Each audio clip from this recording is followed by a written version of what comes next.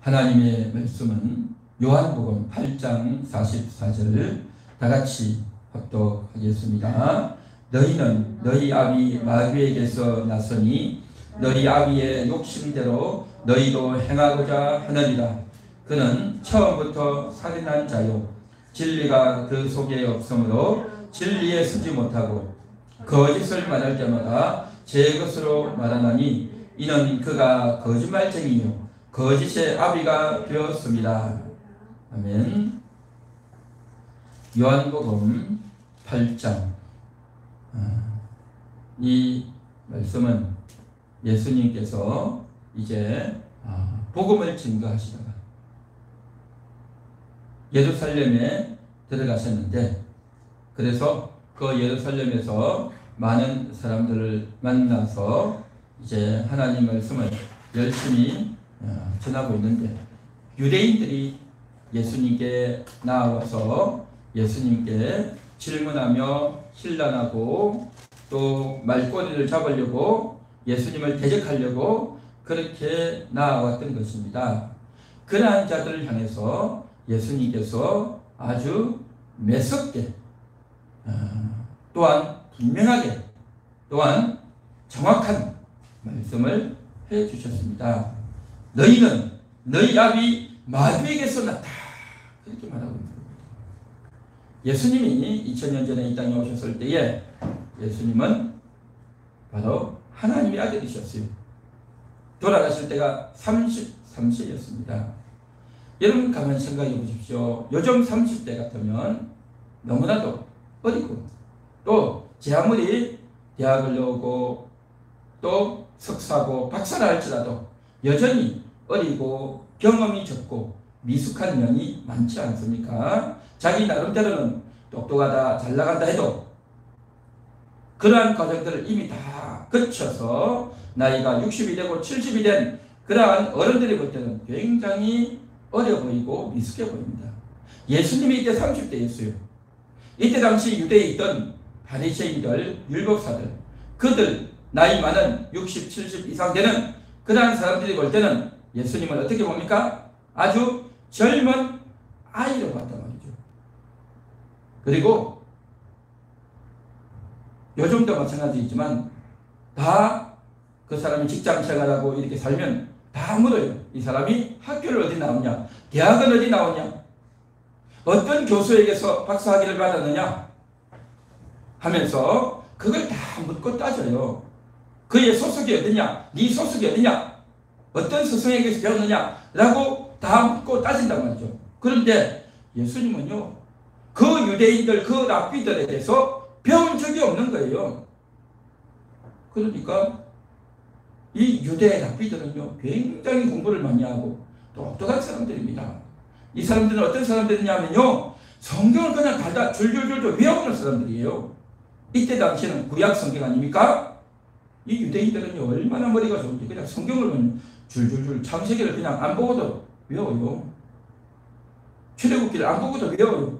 그 정도로 머리가 좋고 똑똑한 사람들입니다.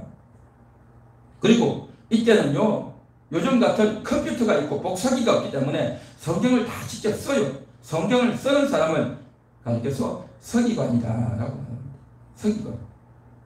그리고 제사장들, 성전에서 날마다 봉사하는 사람.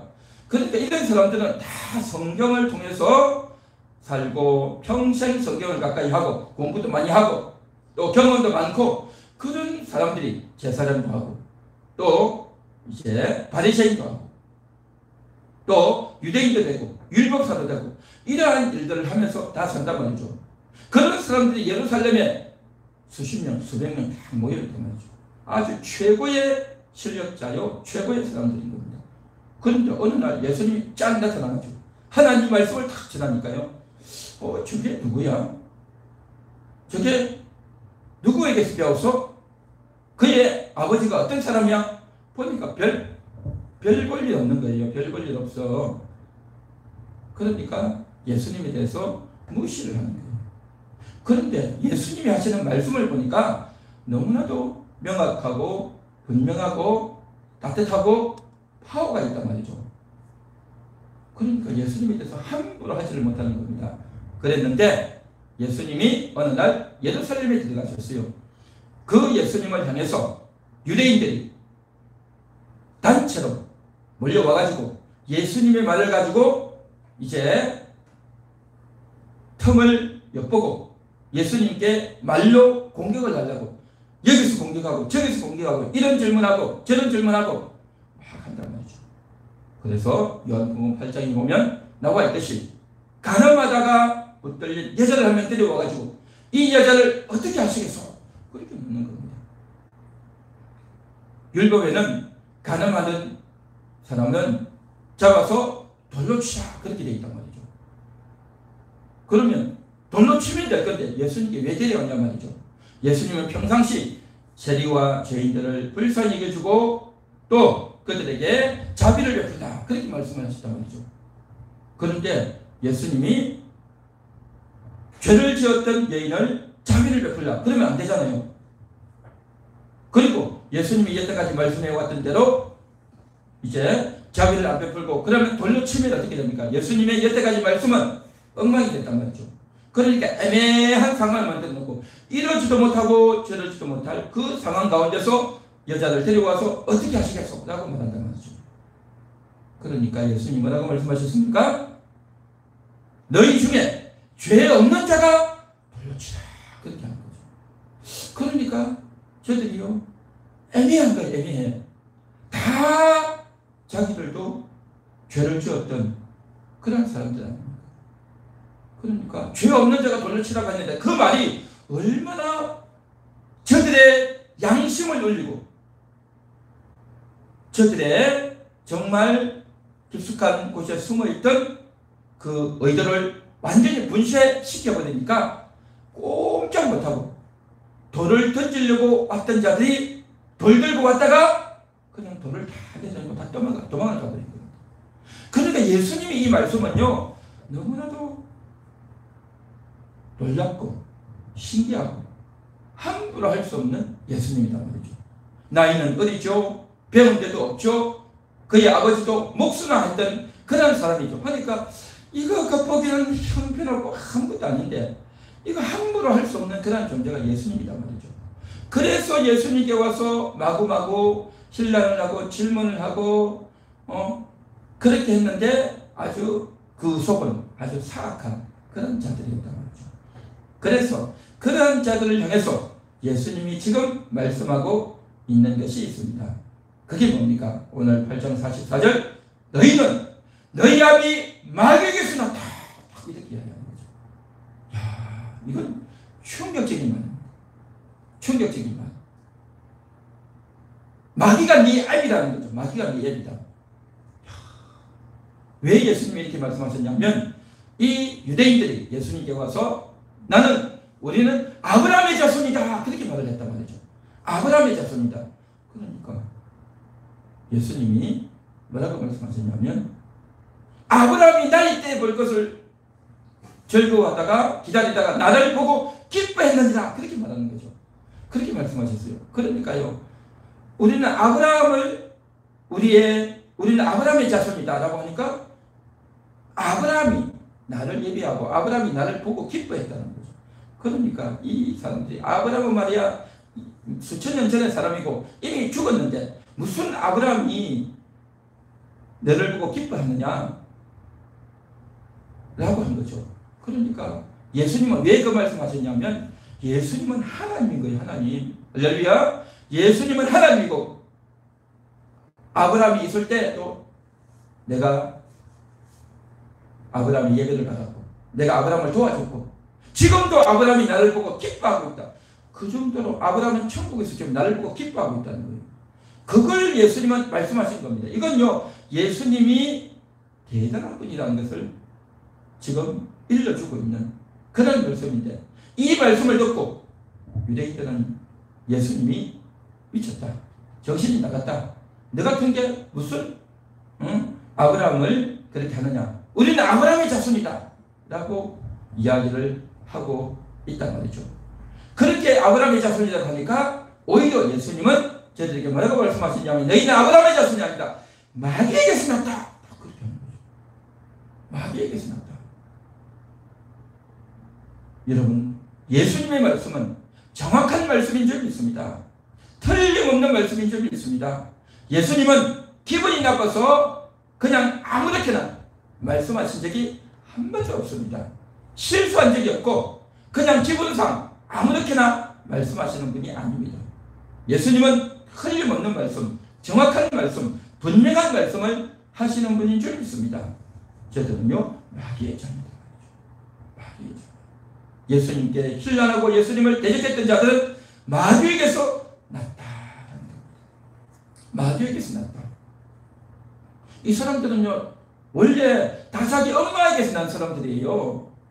자기 엄마에게서 났단 말이죠. 자기 부모에게서 태어났죠. 그렇죠. 그래서 공부하고 커서 어른이 되어서 이제 사는데 자기 부모에게서 났는데 왜 마귀에게서 났다고 할까요? 예수님은 요한복음 3장에 보면 이런 말씀이 있어요. 물과 성령으로 거듭나지 않으면 하나님 나라에 들어갈 수 없느니라 그랬죠. 거듭나야 되는 겁니다. 하나님 말씀으로 거듭나야 된단 말이죠. 위로부터 나야 된단 말이죠. 그래서 성경에서는 두 가지 태어남을 이야기합니다. 물과 성령으로 태어나느냐, 마귀에게서 나느냐, 그 두 가지인 겁니다. 이 무슨 말이냐면 우리는 다 어릴 때 엄마 뱃속에서 태어났어요. 우리 몸은, 우리 육신의 몸은 어머니 뱃속에서 다 태어났습니다. 그러나 그렇게 육신적으로 태어나는 것 말고 그의 영혼이 어디에서 나느냐, 그 문제입니다. 영혼의 문제란 말이죠. 영혼이 하나님 말씀을 받고 예수님을 영접하고 하나님을 경외하는, 그렇게 하나님으로부터 하나님 말씀을 받고 하나님 때문에 태어나는 인생이 있고, 하나님 말씀이 아닌 다른 영의 인도를 받고 다른 영으로 말미암아 태어나는 자가 있다. 그래서 하나님에게서 거듭나는 자와 마귀에게서 태어나는 자가 있다. 그런데 예수님 앞에 나온 이들은 하나님으로부터, 예수님으로부터 태어난 것이 아니라 마귀에게서 났다. 그렇게 말합니다. 마귀에게서 났다. 그래서 예수님이 이 말씀을 계속해서 하고 있는 겁니다. 여러분, 이것은 놀라운 말씀인 겁니다. 너희의 신분은, 너희의 소속은 마귀 소속이다. 여러분, 오늘날 인생을 살아가는 사람들이요, 다 자기 부모가 누구인가에 따라서 이 자녀들의 운명이 거의 대부분 다 결정이 되어져요. 그의 아버지나 어머니가 땅을 많이 갖고 있고 재산이 많고 또한 정말 이제 수백억, 수십억 돈을 갖고 있고, 그러한 집 자녀들은요, 잘 먹고 잘 입고 학교도 좋은 데 가요. 반드시 대학을 가게 만들고 또한 좋은 학교를 가고 또 유학도 가고 또 공부할 머리가 없으면 돈을 벌도록 해서 주식하고 또 사업체도 운영하고 그러면서 좋은 과정으로 다 갑니다. 다 가게 돼 있어요. 그런데 부모가 돈이 없고 재산이 많이 없으면 그 자녀들이요, 좋은 학교 갈 수가 없어요. 좋은 학교 갈 수가 없어요. 자기가 아무리 똑똑하고 머리가 좋아도 한계가 있단 말이죠. 자기가 머리가 좋아도 대학을 다니려면 어떻게 됩니까? 알바를 해야 돼요. 돈을 벌어야 돼요. 돈을 벌어서 대학 간단 말이죠. 우리는 돈을 벌어서 대학 간다 하지만요, 돈을 벌고 알바를 하면 공부가 안 돼요. 학교에서 공부가 안 된단 말이죠. 끊임없이 대학에서 공부할 게 얼마나 많은지 아십니까? 머리가 팽팽팽 돌아가야 된단 말이죠.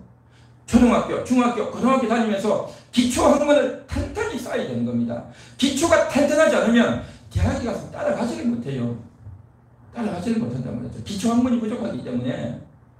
그래서 그 기초 학문이 탄탄하게 잡도록 하기 위해서 중학교, 고등학교 때 정말 공부를 엄청나게 시켜요.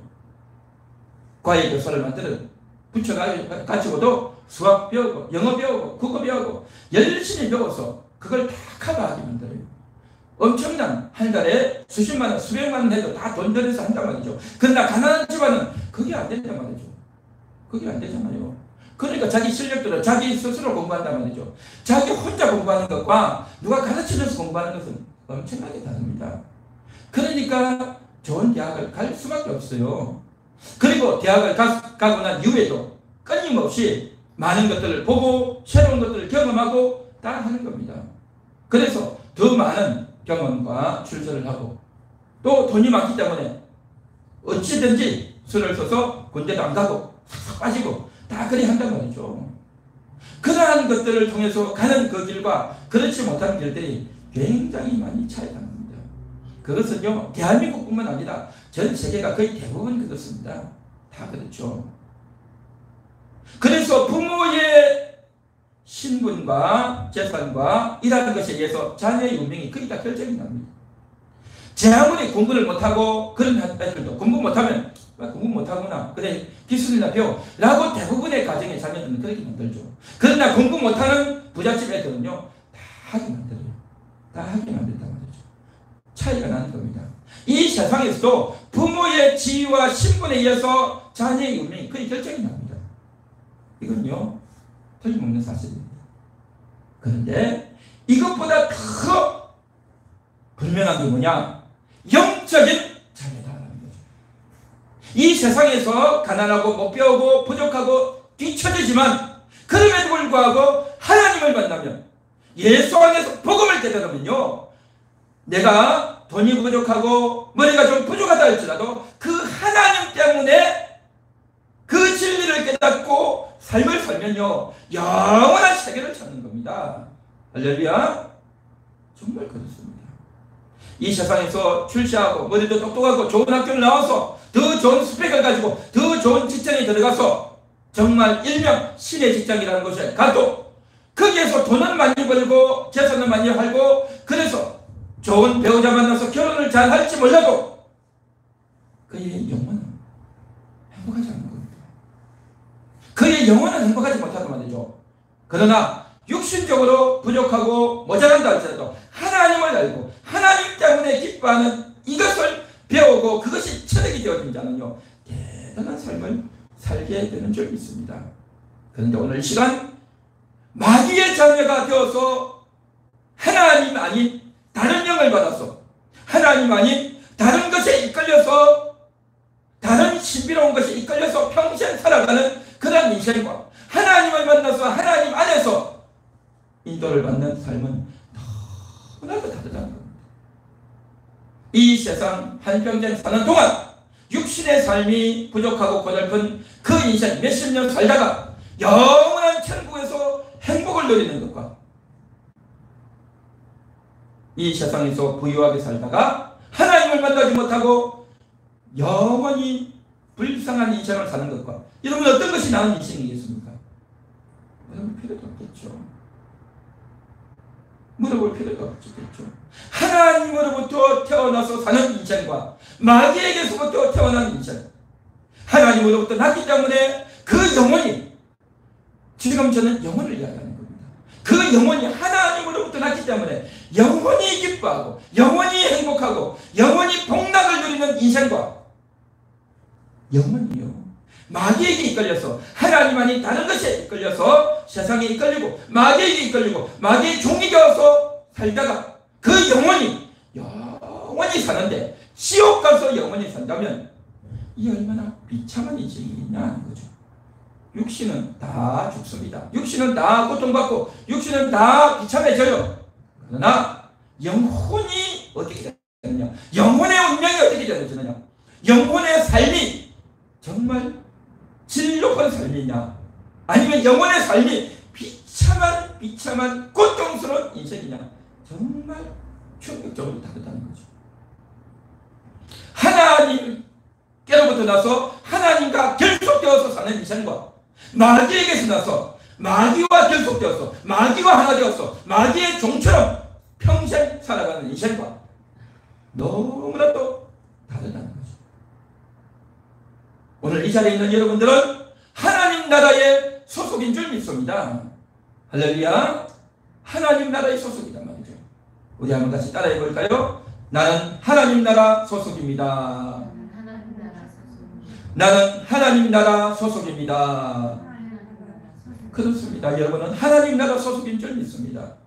하나님 나라 소속이 되어서 마귀의 소속이 아니라, 마귀 편이 아니라, 이 세상의 편이 아니라 하나님의 소속이 된다는 것이 얼마나 감사한지. 그래서 그 하나님 나라 소속으로 사는 사람을 가리켜서 숫자로 이야기해요. 그 숫자 뭐냐? 777. 한번 따라해 볼까요? 777. 777. 777입니다. 그것을 성경에서는 777이다. 하나님 나라 소속이다. 그렇게 말을 해요. 그런데 하나님 나라 소속 아닌 자들은 뭐라고 말하냐면 666다라고 말합니다. 666이 뭐냐? 마귀. 마귀 숫자. 666은 마귀의 숫자. 또한 그 마귀에게 결합된, 마귀에게 소속된 자들을 가리켜서 666이다. 그렇게 말하는 겁니다.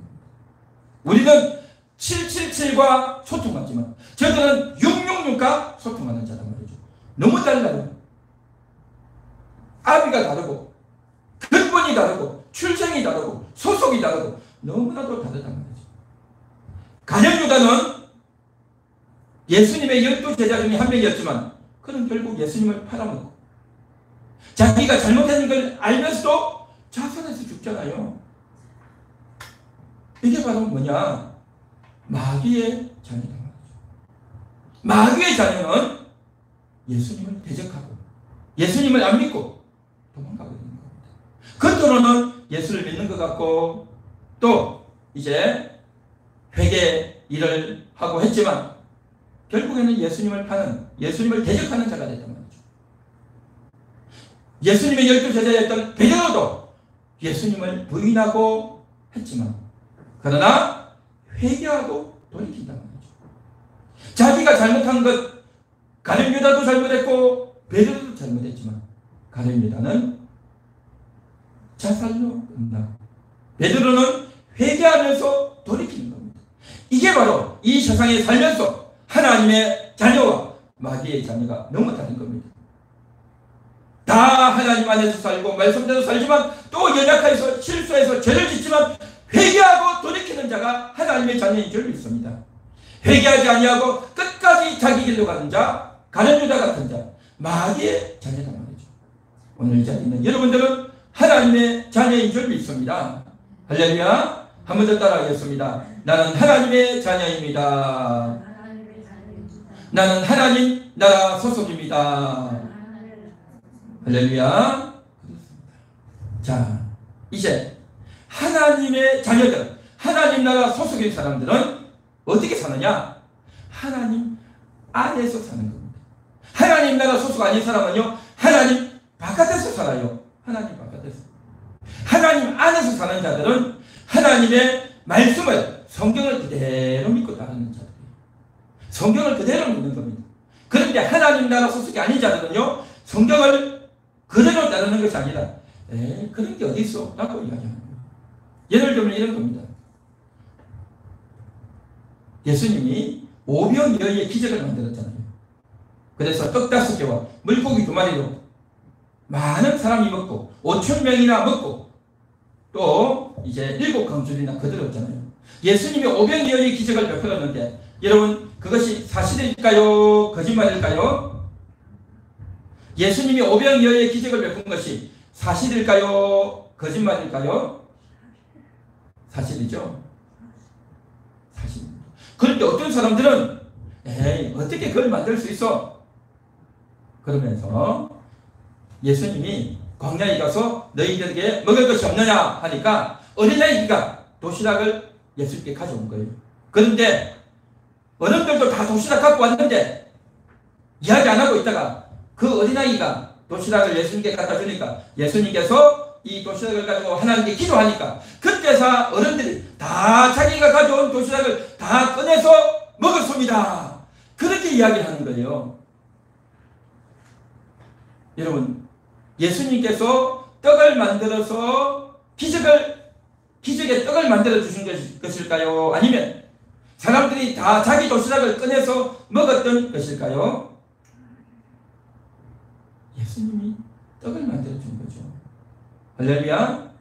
이게 성경 그대로 믿는 거예요. 근데 어떤 사람들은 그 성경을 그대로 믿는 것이 아니라 예수님이 이제 어린아이 도시락을 가지고 와서 기도하니까 어른들이 가져온 떡을 만들어 먹었다. 자기 도시락 꺼내서 먹었다. 라고 이야기한단 말이죠. 이게 뭐냐? 바로 자유주의적인 신학자들입니다. 자유롭게 성경을 해석하는 겁니다. 자유롭게. 자, 그래서 목회를 하는 목회자들 중에 또 교회들 중에 많은 성도들 중에 보수 신학자들이 있어요. 보수 신학자들. 보수가 뭐냐면 하나님 말씀을 그대로 보수한다. 보수라는 것은 말씀을 잘 지킨다는 거죠. 하나님 말씀을 그대로 보존하고 그대로 지킨다. 이게 보수예요. 보수. 그래서 하나님 말씀을 그대로 보존하고 지켜서 하나님 말씀을 그대로 믿는 거예요. 이것은 틀림없는 하나님 말씀이다. 성경에 나온 기적은 틀림없는 사실이다. 하나님의 기적이다. 이스라엘 백성들이 모세와 함께 홍해를 바다를 건너서 홍해를 건넜잖아요. 그렇게 쫙 건넜는데 성경에 보면 그렇게 나와 있단 말이죠. 그런데 어떤 사람들은, 어떤 목사님들은, 어떤 신학 교수들은 이렇게 말을 해요. 그렇지 않고 어떻게 바다를 건너? 모세는 원래 그쪽 지리를 너무 잘 알기 때문에 바닷물이 깊은데 또 바닷물이 없는 갈대 물이 무릎이나 아니면 물이 발목까지 오는 그런 데를 너무 잘 알고 있어. 그래서 그쪽으로 데려간 거야 라고 성경을 이야기하는 거예요. 들으면 그럴싸하죠. 그런데 그건 사실이 아니단 말이죠. 하나님 말씀을 그대로 믿어야 되는데 그대로 믿는 것이 아니라 자유롭게 해석해가지고 성경 해석을 자유롭게 해가지고 하는 그 사람들을 가리켜서 자유주의 신학자다 그렇게 말해요. 자유주의. 그러니까 그 자유주의 신학자에서 신학교에서 말씀을 배운 전도사나 목회자들은 자기가 나중에 목사가 되었어도 성경을 그렇게 해석을 한단 말이죠. 그렇게 성경을 본단 말이죠. 그러니까 그러한 사람들에게서 하나님 말씀을 배운 성도들은 그 교회, 그런 교회를 다니는 교인들은 성경을 그렇게 본단 말이죠. 하나님 기적이 어디 있어? 말도 안 되지. 어떻게 기적이 나타나냐? 라고 이야기하는 거예요. 엘리야가 기도했더니 하늘에서 불이 떨어졌습니다 하면 할렐루야 맞습니다. 그렇게 말하는 사람이 있는가 하면 그런 게 어디 있어? 라고 하면서 안 믿고 반대하는 사람이 있어요. 이게 바로 뭐냐? 자유주의 신학자들. 자유롭게 성경을 보는 자들이다 라고 말합니다. 자유롭게. 자, 그러면 여러분 자유는 좋은 것일까요? 안 좋은 것일까요? 자유라고 하는 의미를 여러분 잘 생각해야 됩니다. 자유가 뭐냐? 자유가 뭐냐? 오늘 우리가 요한복음 8장에서 읽었는데 8장 32절을 한번 보십시오. 8장 32절 진리를 알지니 진리가 너희를 자유롭게 하리라 그렇게 말했어요. 진리를 알면 진리 안에서 자유해진다는 거죠. 그러니까 예수님께 왔던 유대인들이 뭐라고 하느냐면 33절 그들이 대답하되 우리가 아브라함의 자손이라 남의 종이 된 적이 없거늘 어찌하여 우리가 자유롭게 되리라 하느냐. 그러니까 진리를 알면 하나님 말씀을 알면 자유롭게 된다는 거죠. 하나님 말씀을 모르면 자유롭지 못하다는 거잖아요. 그러니까 하나님 말씀을 알아야 내 말을 들어야 예수님 말씀을 들어야 자유롭게 되고 해방이 되어지고 이제 자유롭게 된다는 거죠. 그런데 딱 말들을 알아들었어요. 알아듣고 유대인들이 뭐라고 말하냐면 우리는 이미 자유하다. 우리는 이미 자유하다. 우리는 종이 된 적이 없다. 그런데 뭐 우리가 자유롭게 될 필요가 있느냐 라고 하면서 딱 이야기한단 말이죠. 그러면서 지금 계속 지금 반론이 이어지는 거잖아요. 그러니까 예수님 말씀을 들어야 예수님을 따라다녀야 자유롭게 된다라고 예수님 말씀하시는데 이 사람들은 유대인들은 우리 이미 자유롭다. 우리 이미 자유로운데 뭐 우리가 자유롭게 되느냐. 우리는 남의 종이 된 적이 없는데 뭘 또 자유롭게 되게 되느냐 라고 이야기를 한단 말이죠. 이건 참 중요한 말입니다. 여러분 잘 들어보십시오. 하나님 안에 들어가야 자유해지고 하나님 말씀을 들어야 자유해지는 겁니다. 할렐루야. 그런데 많은 사람들은 그렇게 생각해요. 에이, 내 마음대로 하는 게 자유인데 그게 무슨 자유냐 라고 많은 사람들이 그렇게 생각을 해요. 이 말씀은 끝까지 좀 들어봐야 이해가 됩니다. 어릴 때부터 교회를 다니고 또 교회를 다니면서 하나님 말씀을 듣고 십계명을 외우고 십계명대로 살려고 하나님 사랑, 이웃 사랑하려고 부모님 공경하고 살인하지 아니하고 간음하지 아니하고 도적질하지 않고 또 거짓말하지 않고 또 이제 탐욕을 부리지 않고 그렇게 살려고 애를 많이 쓴단 말이죠. 이 하나님 믿는 사람은, 예수를 제대로 믿는 사람은 다 그렇게 살지 않습니까? 그런데요, 그렇게 살면 쉬워요, 어려워요? 그렇게 산다는 것은 쉽지 않습니다. 어렵습니다. 친구들하고 만나서 거짓말하지 않아야 되고요, 남을 미워하지도 말아야 되고요, 또 부모님을 잘 공경해야 되고요, 또 도둑질하지 말아야 되고요, 욕심부리지 말아야 되고요. 그렇게 살려면 얼마나 힘든지 아세요? 그리고 주일날 주일 성수하고, 그렇죠? 주일 성수하고 또 11조 드리고, 그렇죠? 또 매사에 기도하고 하나님 말씀대로 산다는 건 참 힘들거든요.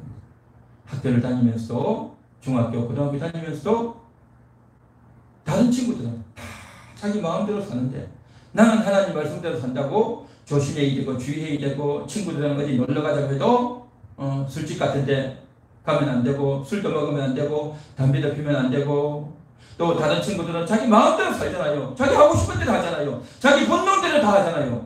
그런데 우리는 본능대로 못하고 하고 싶은 것도 못하고 늘 조심해야 되고 신경을 써야 된단 말이죠. 그러니까 자유로운 것이 아니라 억압이 돼요.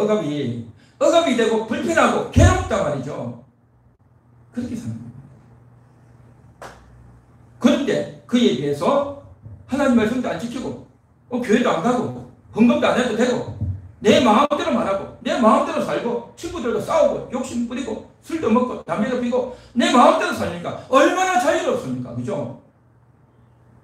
지금 유대인들이 예수님께서 하는 말씀이 이건 겁니다. 예수님께서 하는 거, 우리는 이미 자유롭다, 자유롭게 내 마음대로 다 살고 있다, 우리는 종이 된 적이 없다 라고 이야기한단 말이죠. 근데 예수님은 뭐라고 말씀하시냐면 너희는 그렇지 않다, 너희는 종이라는 거거든요. 내 말을 들어야 너희가 자유롭게 된다는 거거든요. 자, 여러분 한번 보십시오. 그렇게 하나님 말씀을 지키고 말씀대로 사는 것이 10대, 20대, 30대, 40대 때는 굉장히 어려운 겁니다. 완전히 친구들에게서 왕따를 당하고요, 직장에서도 왕따를 당하고요, 돈도 많이 벌 수도 없고요, 많은 사람들 만나서 술도 먹고 놀러도 다니고 해야 되는데 거기도 못 가고요, 조심해야 되고 신경 써야 되고 굉장히 어려운 상황입니다.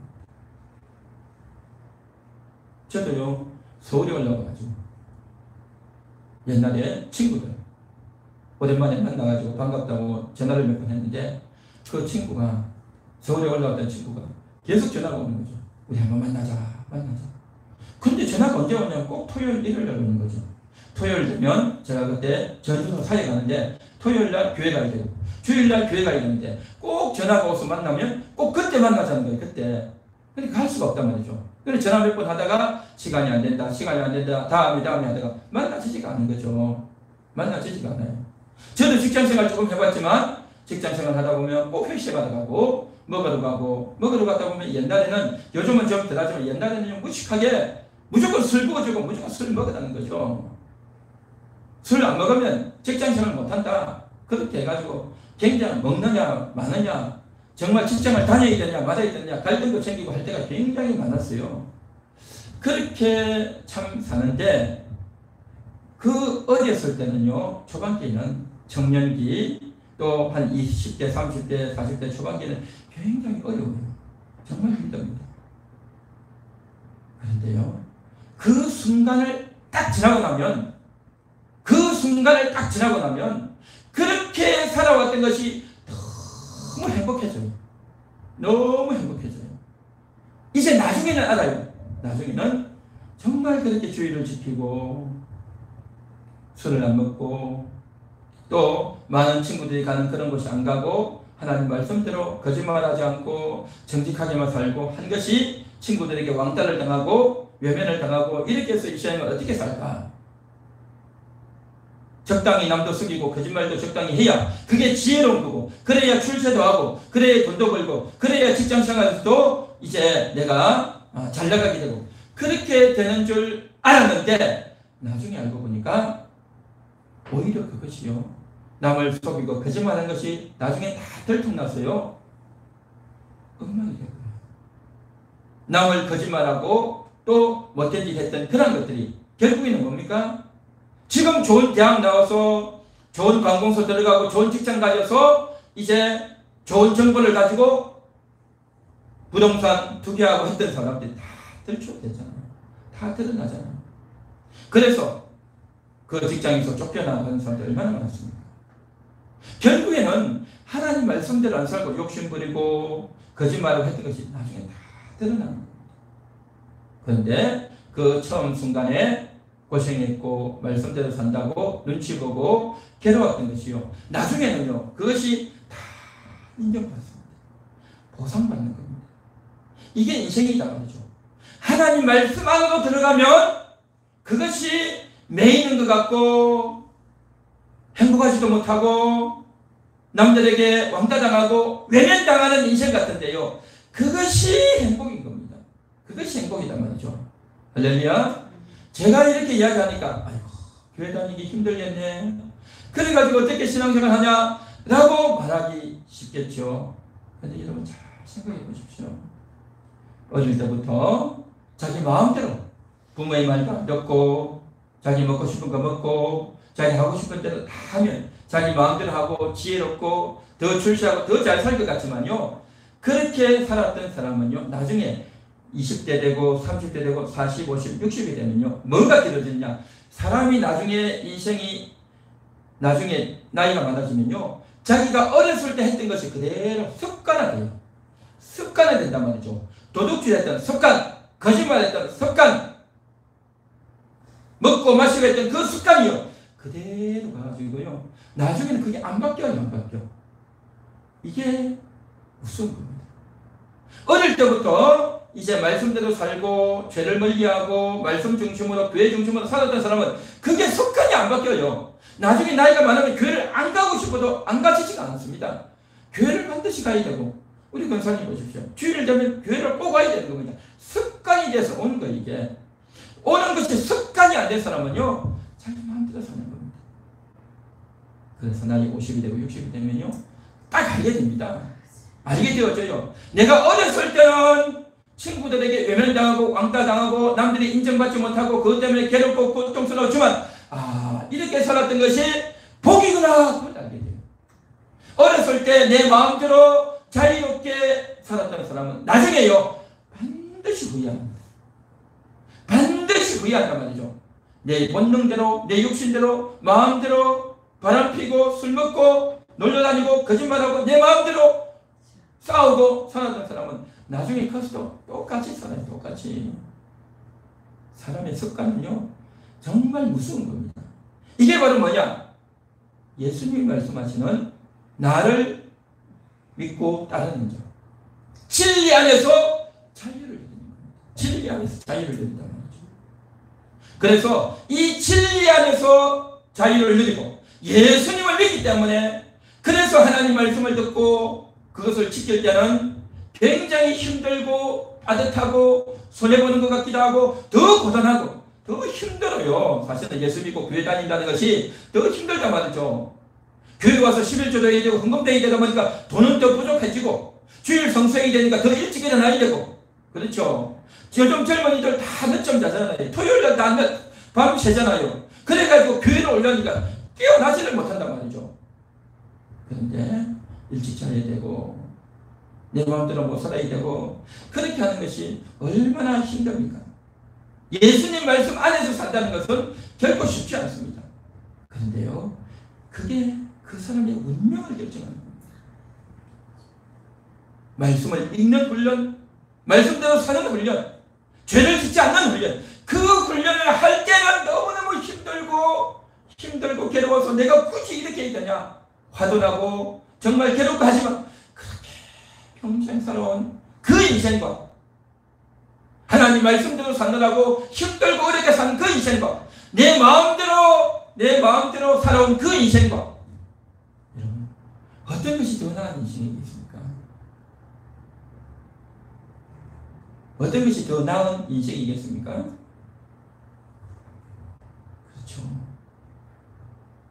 여러분 답은 다 알고 계십니다.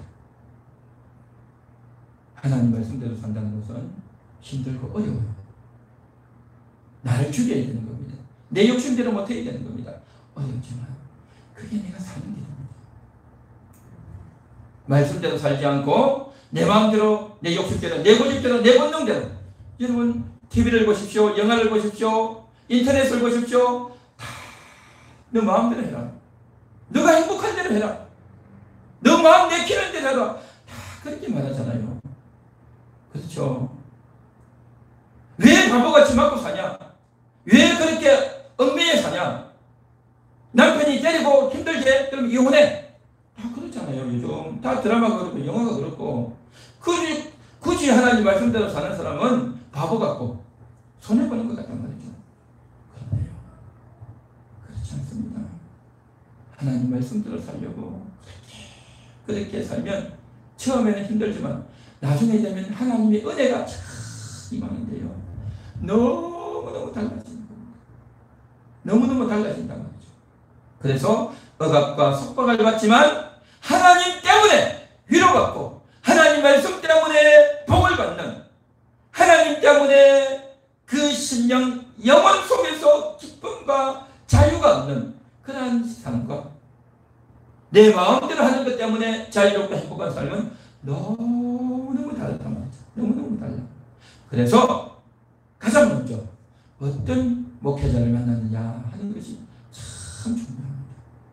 보수주의 신학을 하고 보수주의 신앙을 가진 목회자를 통해서 성경이 나오는 모든 말씀은 다 맞습니다. 100% 맞습니다. 라고 하는 그 말씀을 듣고 하나님 말씀대로 살아야 됩니다. 라고 그렇게 설교하면 요즘은요, 사람들에게 인기가 없어요.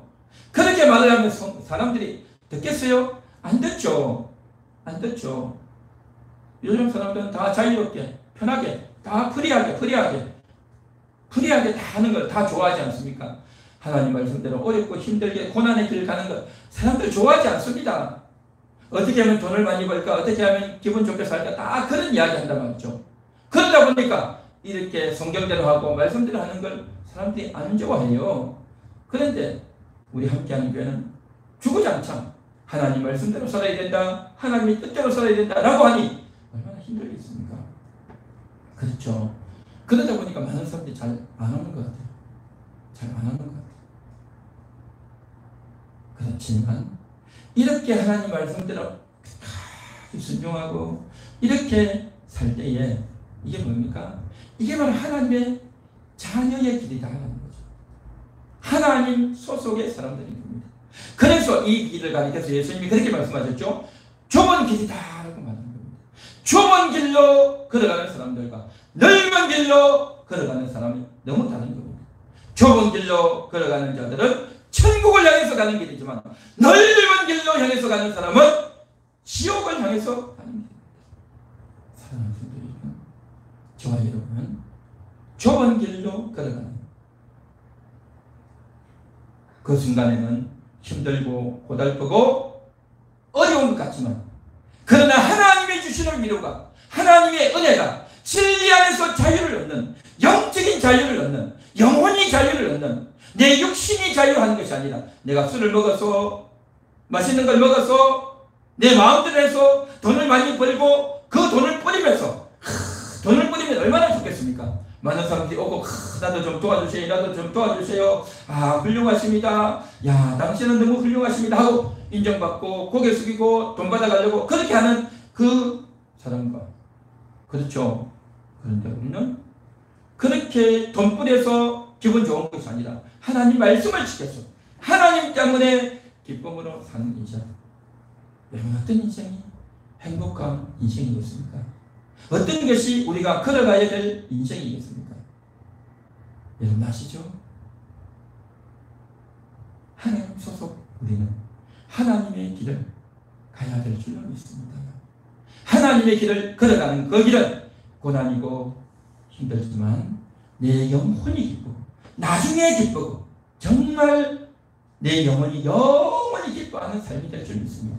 그러나 넓은 길로 가는 그 인생은 지금 당장 기쁘고 즐겁고 내 마음대로 했었어 너무 좋겠지만 나중에는 후회하는, 나중에는 영원히 후회하는 그러한 길이 될 것이다.